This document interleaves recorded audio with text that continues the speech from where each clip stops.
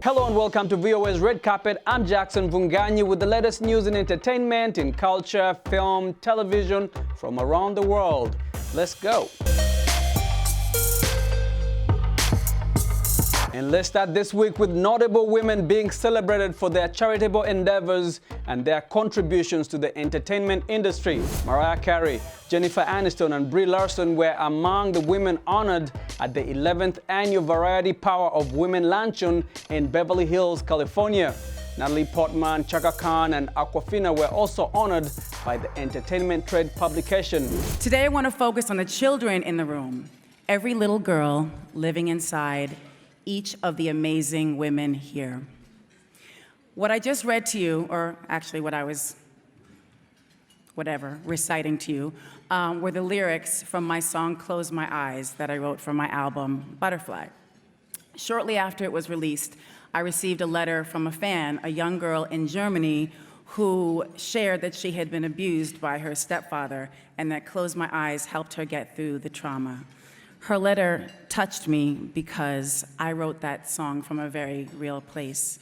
I wrote it and many other songs to work through my own trauma. I wrote that song for all the children who saw things they shouldn't see, who were forced to grow up too soon. I've never actually thought about myself as powerful. I mean, strong, yes, but powerful, not. The last 2 years has made me think a lot about the messages that we send young kids, little girls especially, how the things that we say and do can either build them up or it can tear them down and make them feel like maybe their voices don't matter. And it wasn't until Friends took off that I started seeing myself in a different light. I started meeting all of these people who expressed to me how much the show meant to them, how it lifted their spirits during a bad breakup or got them through an illness. And I was just so incredibly moved by that. And I began to change the way I thought about my own voice. Awkwafina, who shot to fame last year in Ocean's 8 and Crazy Rich Asians, says that she was honored by the company and believes that confidence is a big part of powerful women. Confidence sometimes is very subjective. Sometimes people can act confident and not feel it. But I think it's the way of looking at herself and being sure of that and sure of what that is.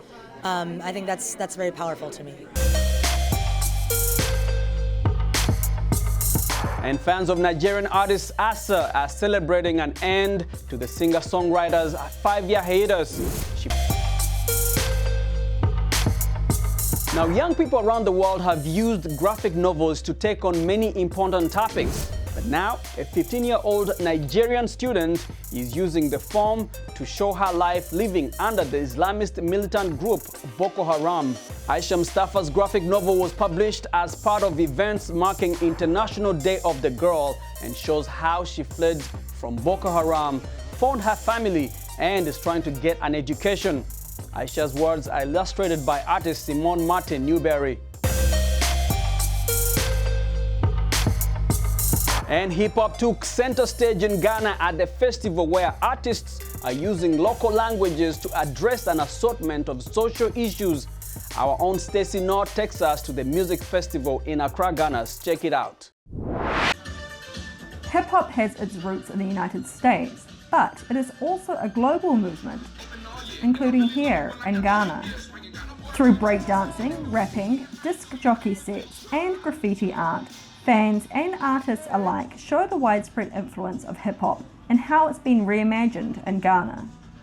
Salam Atikpo is creative director of Yo-Yo Tins, a platform dedicated to promoting hip-hop in Africa, and co-founder of Ghana's annual hip-hop festival. There's been a lot of transformation, a lot of fusions, some people say Afro hip-hop, some people say Afro trap, so we still get influences from the States, but also there's that side that's try to incorporate what we have here, the culture, into the hip-hop, and so it has different forms. Atikpo says hip-hop in Ghana has grown from its early days of cassettes imported from the US to artists today rapping in local dialects to tell their own stories. Ghana's hip-hop festival this year focused on dance. Cameroonian dancer Ornello Chango points to how sounds, fashion and dance from across Africa have also influenced American artists.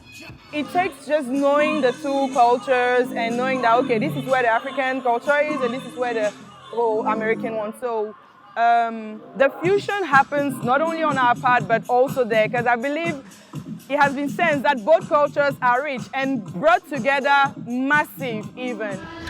Artist Kingsley Kofi Defour says hip-hop still has a lot of room to grow in Ghana, especially in the graffiti art scene. He remembers asking a local art store to import the first spray paint cans into Ghana for the street art. It is not too much in town, but people are getting to know the culture, so maybe probably by next year it's going to be too much graffitis in town. Organisers say future festivals will focus on different elements of hip-hop to both celebrate those in the scene and to encourage others to experience the rich, homegrown hip-hop culture that Ghana has to offer. Stacey Knott for VOA News, Accra.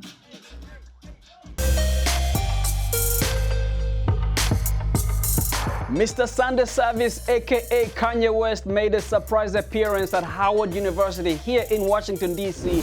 to perform as part of their homecoming festivals this past weekend. Now, while news of his upcoming performance was kept quiet, hundreds turned out to watch the rapper perform his Sunday service ritual, made up of a choir-style set. The university posted videos of his performance on Twitter, which included his Jesus Walks, the new tracks from his forthcoming album, Jesus is King, and the title to Kanye West's new IMAX documentary, set to be released later on this month. And Kanye kept the surprises coming as he then went on to perform across town at George Washington University. Singer Drea Pizziconi recently sat down with Larry London on VOA's Border Crossings to discuss her work in Africa, including the launch of a new initiative called Girls First Finance, or GFF. She premiered her song Let Her Dance with Grammy-nominated artist Maimouna Yusuf and the Dap Kings Horns at Camped's Anniversary Ghana, supporting female education in Africa. Education is kind of the game changer for everyone. So it was a passion that bled as deeply for me as music does. And so I needed to settle that, and I needed to give back more than I've taken. And but then in that process, I realized that I was, especially because we work in Africa and we try to expand education access there for university students. And you come across the most incredible stories, and I've lived some of those stories. And then I realized that somebody wasn't telling them those stories, those particular stories, and then I had to, as a musician and as an artist again. And so then I came back to it. So you go to Africa quite a bit then? I do. And we're being heard and seen in Africa. So where, all of Africa, the whole continent you performed? I've made my way around Africa, but I have, we have projects we've done work in Ghana, Kenya, South Africa, Cote d'Ivoire, Sierra Leone is very close to my heart. I've worked a lot there. Tanzania, Uganda, Senegal. I mean, it's a long list. Wow. Everybody will be thrilled to hear you on the show from New York. Yeah, and I love Africa. One of the greatest gifts that I've had in my adult life was being embraced and learning the African culture. There are so many values and principles that I've learned from my time there. I lived in Rwanda, and I just, it's always going to be a part of my life, my time there, my work there, and the families and friends that I've made there. People always talking about man's inhumanity in a man. But what you gonna do to make this a better land? Just read Twitter, turn on your TV, you see a whole lot of demonstrations for equality. But then people wouldn't have to suffer if there were just more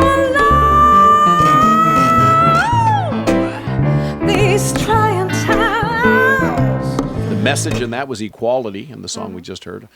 So, I mean, it's great that you're using this platform that you have for such an important cause. It's such a very important time. I'm a survivor, and many women are.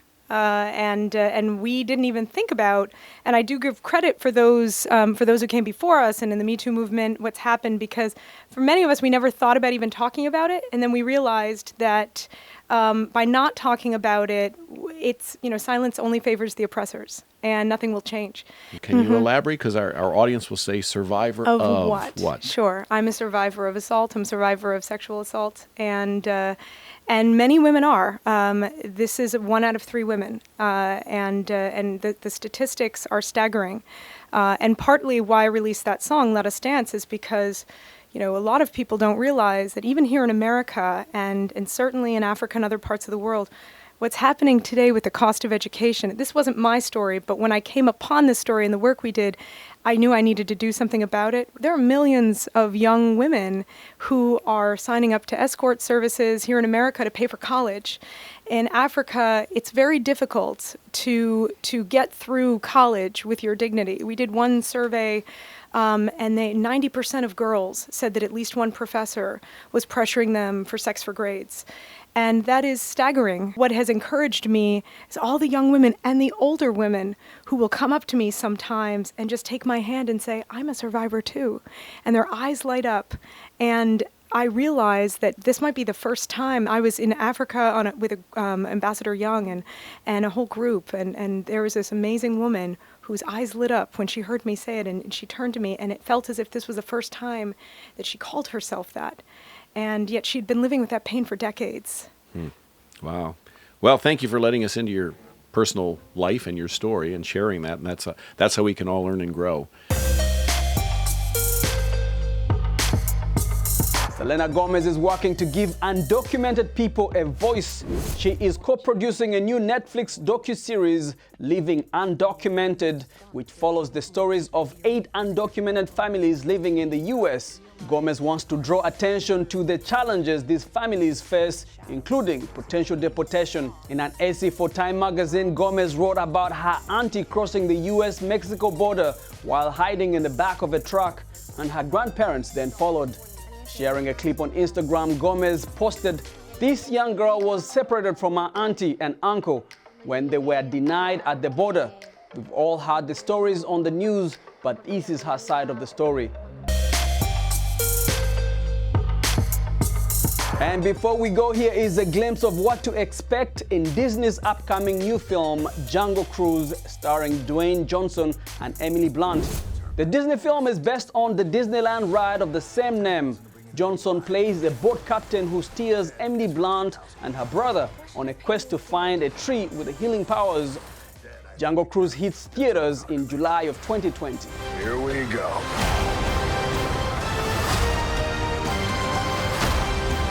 Oh, God, sorry, Frank. Sorry, strong form. I cannot swim. You booked a river cruise and you can't swim? The price just went up. And thanks for watching VOA's Red Carpet. I'm Jackson Vunganyi. For more entertainment news, check us out at voanews.com, on Facebook, on Instagram, and YouTube. Until next time, goodbye, everyone.